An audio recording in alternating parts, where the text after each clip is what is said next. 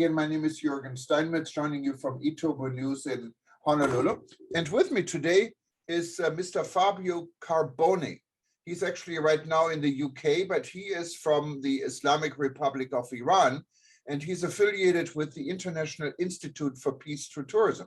And those that have been watching us for a while, you've seen we've hosted a number of events for IIPT. We will host another one.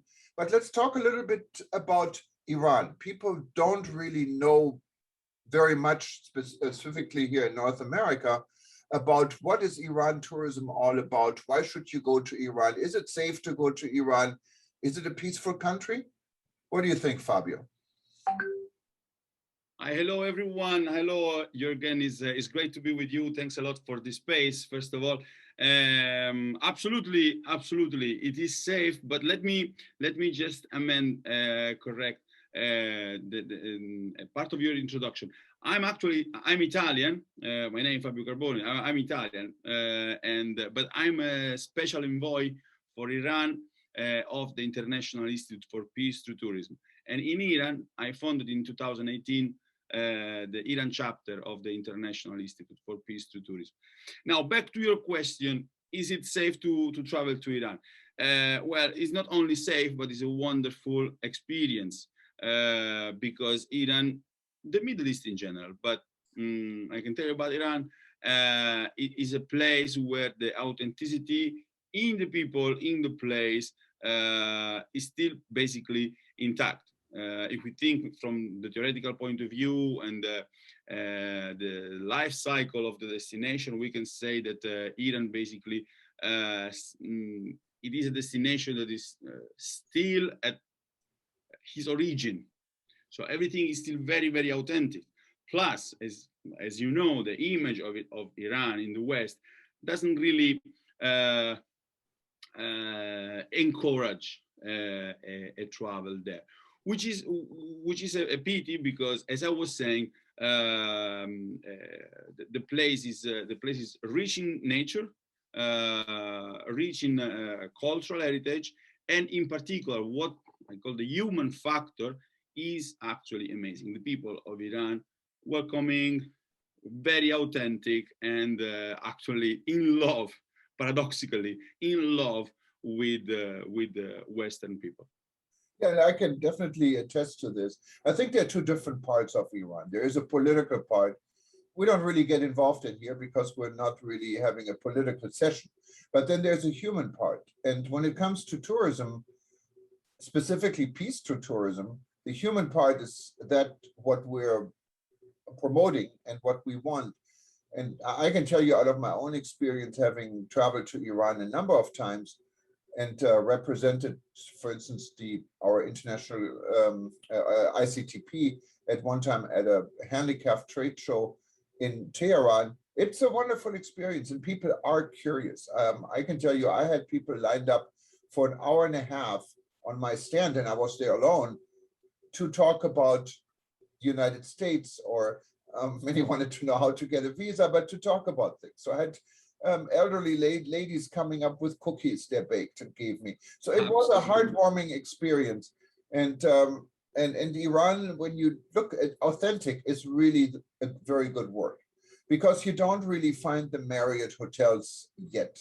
It is more local.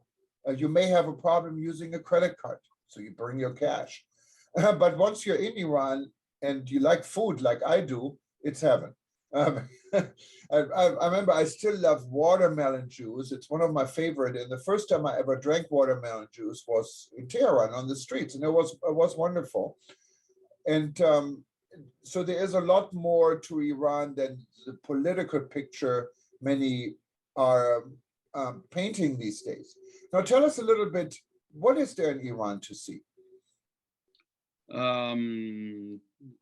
It's important that you pick the point of the political aspect, but because we always highlight this aspect. The International Institute for Peace Through Tourism is a non-political organization. So, as you were correctly said, when we talk about tourism, we talk about the people of the place, the authenticity of the place, and the encounter among people, the local community. with regard to what to see in Iran, this is another paradox that I live when I arrive there, because also in this sense we have the idea of this country sometimes like desertic countries, and I found there a place where there is snow, where there is a huge forest, the sea, the Caspian Sea, and then in the south, of course, the desert. I'm in love with Tehran personally, the city, but it's amazing. Shiraz is fun. They used to say Isfahan is half of the world. So who visit Isfahan already visit half of the world. Also because Iran, let's remember, when we talk about Persia, so most of the civilizations, etc., they were in contact with these places, and still today, again, on the contrary of what we think in the West, it's important to say that different religions and different cultures live together there. But we can even talk not only about Catholics and Muslims, etc., but there are communities that still follow the archaic religion of the Zoroastrianism, and the cult of the fire, and still exists, and is not only tolerated, but is completely accepted, and obviously is one in Yazd, is a part of being UNESCO heritage, but it's one of the main places where the people go. It's amazing. It's a very beautiful experience. And me personally, exactly because I'm Italian, Iran is also interesting because it's the only place that I see that has the same glories of Rome. Actually, Romans, right, they could not enter Iran, Persia, and they were defeated. So it's also very interesting to see the things from this point of view. We have the idea of the Romans ruling on the all known world, and then you arrive there when there is a civilization that is more ancient than Rome, and that is as rich as Roman Empire and the Greek Empire, and the Greek. And Fabio, you said you loved Tehran, and Tehran is definitely a very vibrant city.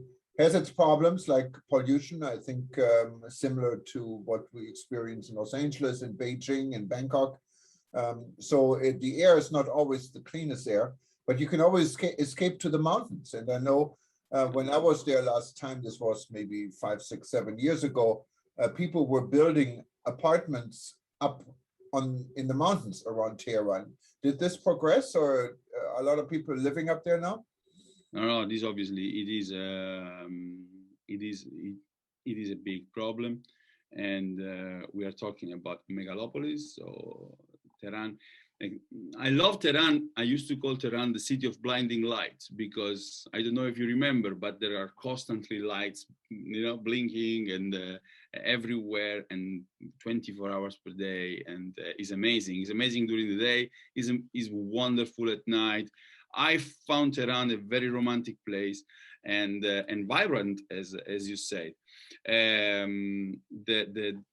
The special element of Tehran for me is exactly the mix between this vibrant life that exists there, and still, anyway, the authenticity, as we were saying before, because the people still live in a way that, if I'm in Rome and I ask for an information, sometimes people, they're busy, they're in their own life, etc., etc. In Tehran, this never happened. People eventually stop what they're doing, and they bring you to the place where you have to go. It's amazing. It's amazing. The problems, yeah, the pollution is one of the big problems. Sometimes Tehran, they announce in the radio and the television not to go out of the houses because of the pollution. It's true. And all around, as you were saying, there are the mountains, and all around on the north part. There are these mountains where the people, when they can, they try to go, even because they love nature, and every green space for them is a place for a picnic. Yeah, and of course you can always escape the big city and experience the countryside, like the Caspian Sea is a wonderful place with nature, and Isfahan, and visit some of the other cities. Besides Tehran, what do you think if someone only has limited time, they should see besides the capital city? Well, I'm not one of the best person to answer this question because I love all Iran. But for a person who has not so much time, they even more than Tehran, they used to suggest what they call the Golden Triangle: Isfahan, Yaz, and Shiraz, which is on the south of Tehran. But I can tell you, I know Iran from north, the Turkish area, Azari area, Zanjan, on the other side, on the side of Afghanistan, the Lut Desert, the Caspian Sea, Carbone, Ramsar, that is very famous, where the Shah used to go on holiday, Tehran, Mashhad.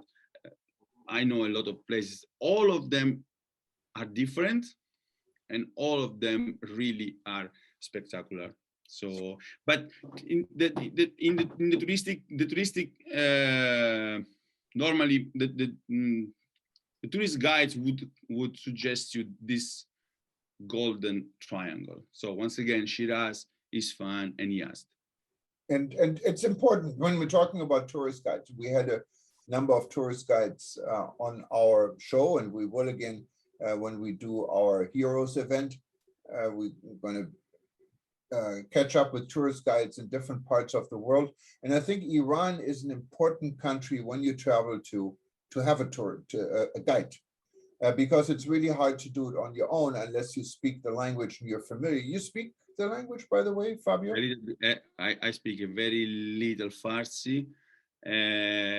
Plus, I have the privilege of going there, not as a tourist in reality. I was never there in holiday. I was always there for a reason of work with the IPT and meeting people of the universities and meeting people of different associations. So I never really I have a lot of friends there, so I never really needed a guide because I have constant interaction with the locals. But your friends are your guides, you know. Your friends are your guides, yeah, exactly.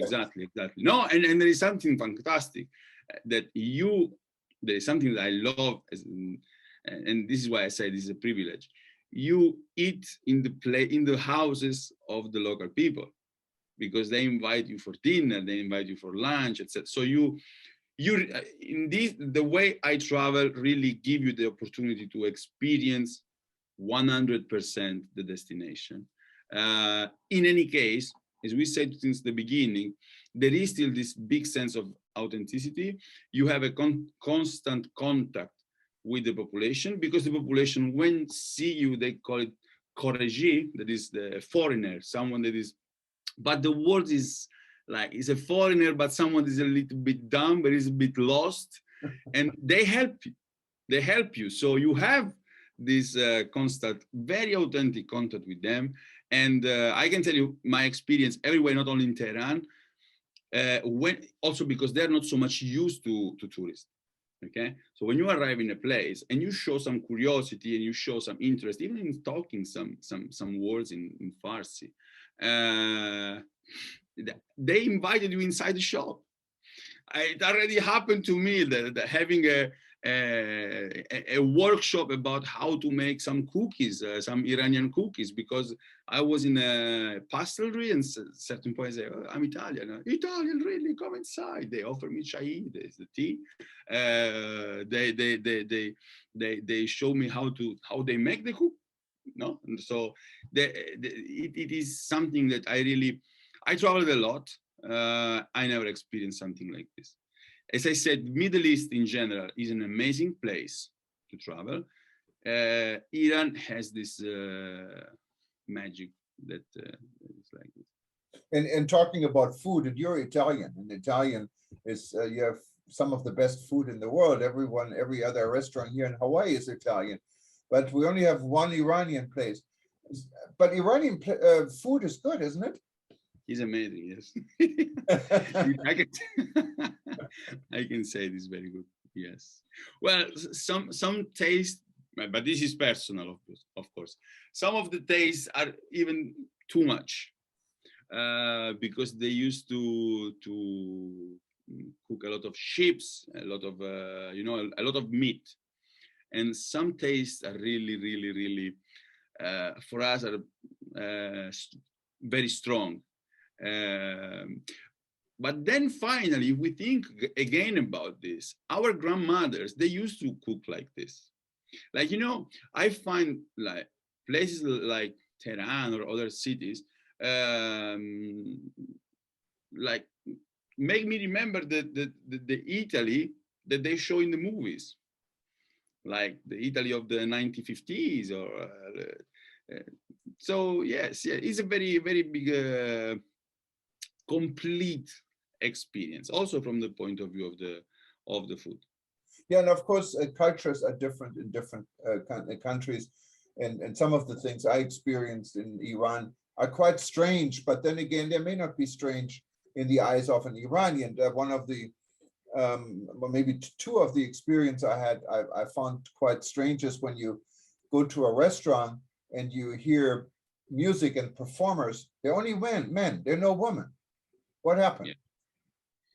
Yeah, well, as we were saying before, there is, well, for the work that we do, me, you,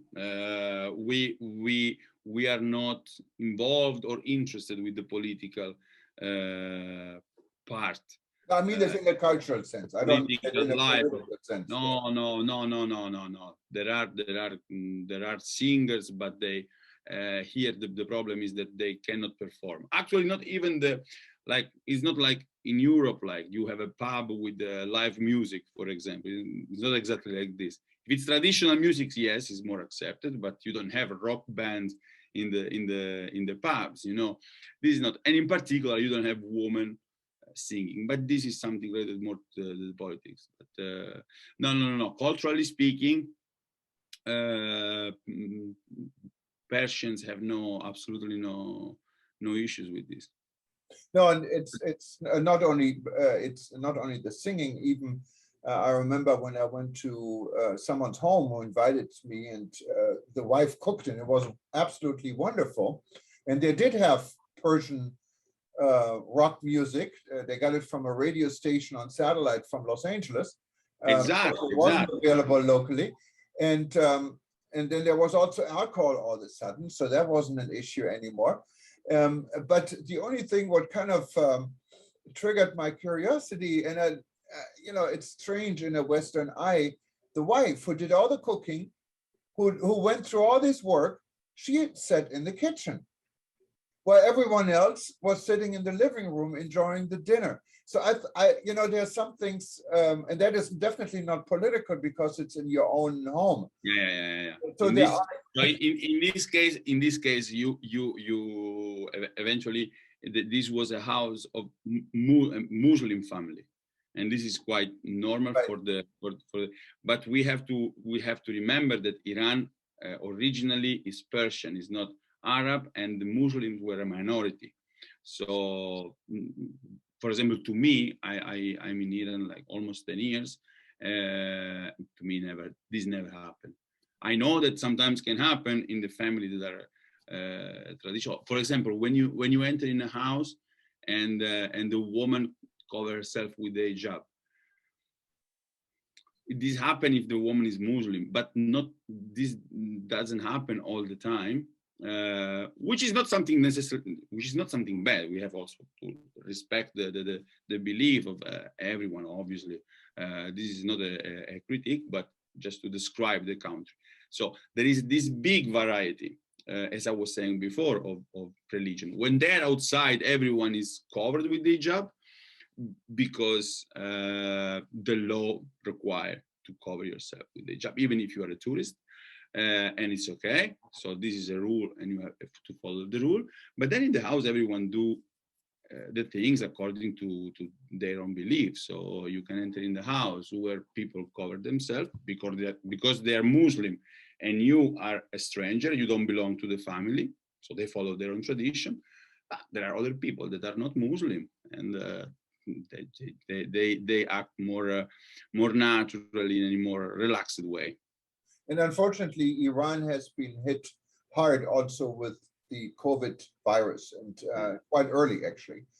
Numbers were skyrocketing compared to other destinations on the same level as Italy went through back in 2020, what was enormous. How's the situation now with COVID? And is tourism open? Is it reopening? Are there plans? Do you know what the latest is? But in the reality, the commercial flights, they were. I was in Iran. A couple of months ago, and for 1 month, commercial flights they continued.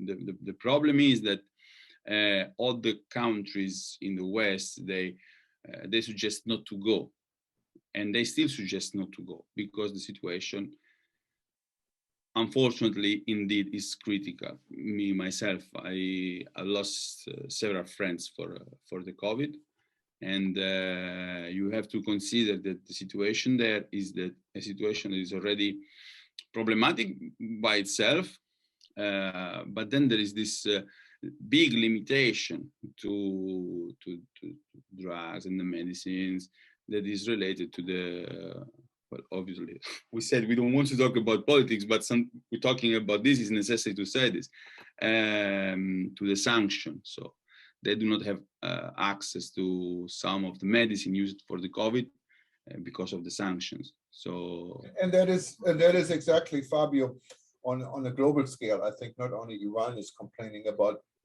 many other countries, specifically in Africa, are complaining about that there is no equal access to vaccine and medication. If you look here in the United States, you find TV commercials everywhere. People get paid $100. You can win $1 million lottery, but please get vaccinated. We have enough vaccine. And then there are other countries where there isn't enough vaccine. There's not even enough, and that includes countries even like in the West, in Australia, that have issues with this. So it's not one world and one chance for everyone. Sometimes there are regions that have less chance than others. And that's what we've been working here at the World Tourism Network to point these type of issues out without getting internally political. It's a global issue specifically. And there is this, what they call it the geopolitics of the vaccine, the geopolitics of COVID, where the vaccine is taken as a kind of a measure of power, no, of the countries. Anyway, we don't want to talk politics, but of course the problem is that then the normal people suffer about this. Always triggers down to the normal people, and that is sad. But the fun part is here, there is a cultural festival, but it's not going to take place with people visiting in person yet, maybe next year, but virtually, and you're promoting it. Tell us a little bit more what you're planning.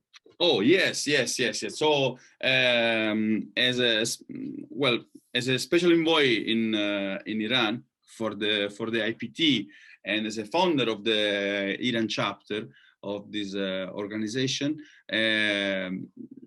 well, actually 3 years ago almost, I had this idea of this festival, walking on the Tabiat Bridge. It is a wonderful place in Tehran, designed by a woman, an architect, Leila. It's a wonderful place.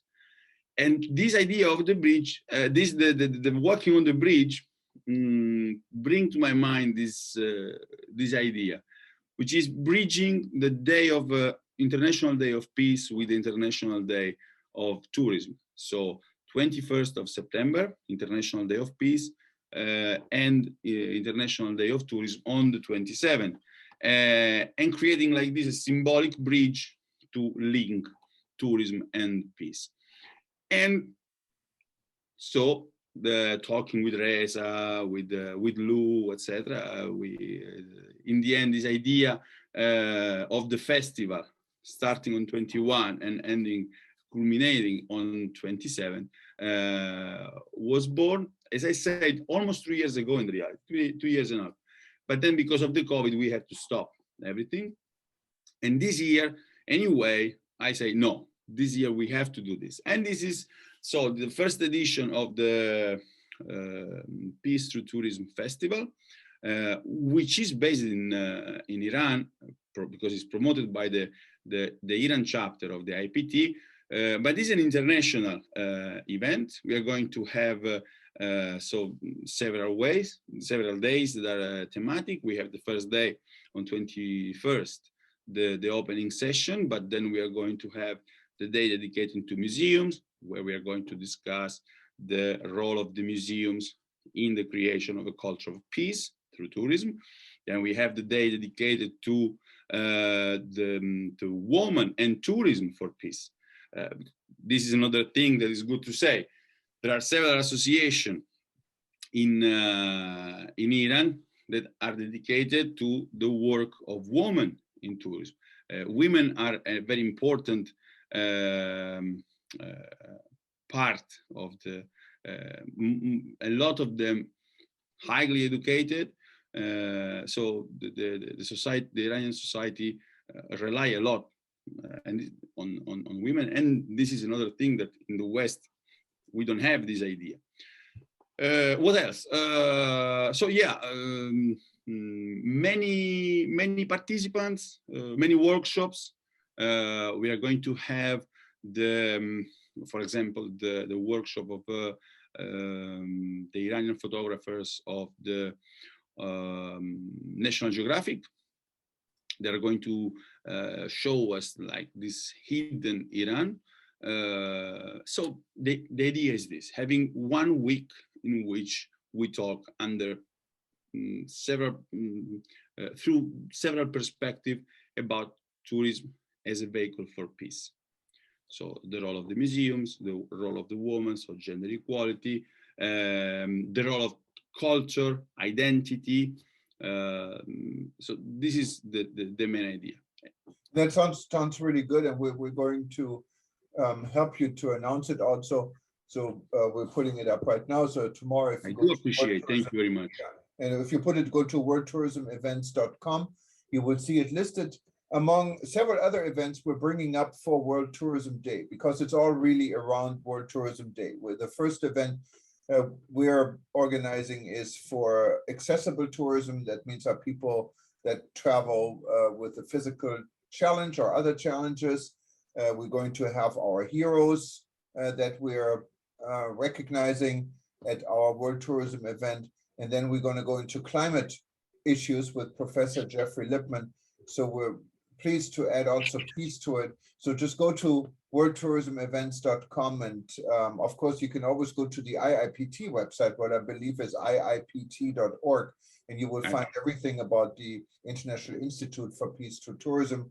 It's the institute, it's run by Mr. Louis Damour. He lives in New York and has been doing this for a long time. He's a good friend, and we've helped him not only host a number of events. Actually, as I said, we took Louis to Iran back 7-8 years ago.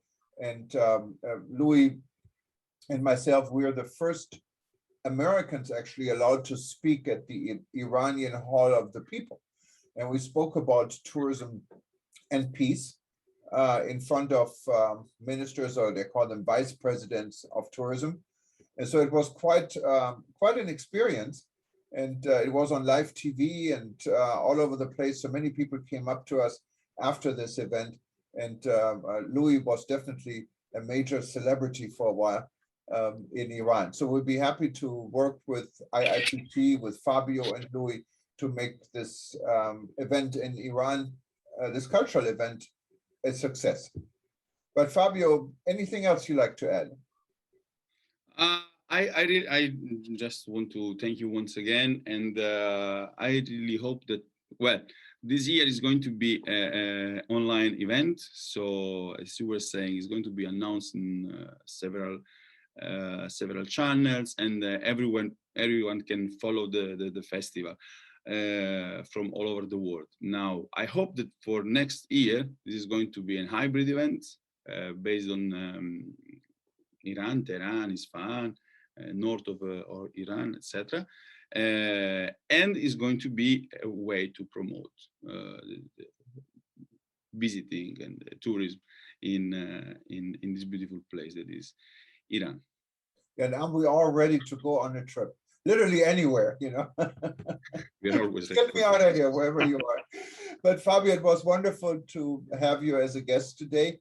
And for those that are watching us now live, this will repeat a number of times on all our platforms at eTopo News. And if you wanted to watch it again, just go to our YouTube channel or to livestream.com, livestream.travel, I'm sorry. And you will see this and many other events we had in the past. For those that are not member yet of the World Tourism Network, you should join us. Just put IIPT as an invitation code, and it's 3 months free. We don't charge you anything, and it's not breaking your bank after this either. I think our membership is about $90 a year, or you can pay $10 a month. So it's not really expensive, but it's well worth it. You will meet many people like Fabio, and you'll be part of everyone, and you can actually attend events like this and ask questions and make a difference. We have a lot of things we lobby for. Some of them may sound political in the world, but we feel they're important, like vaccination is one of them. So join us, go to WTN.travel, click on the join button. And so if you haven't done this yet, and you become one of us.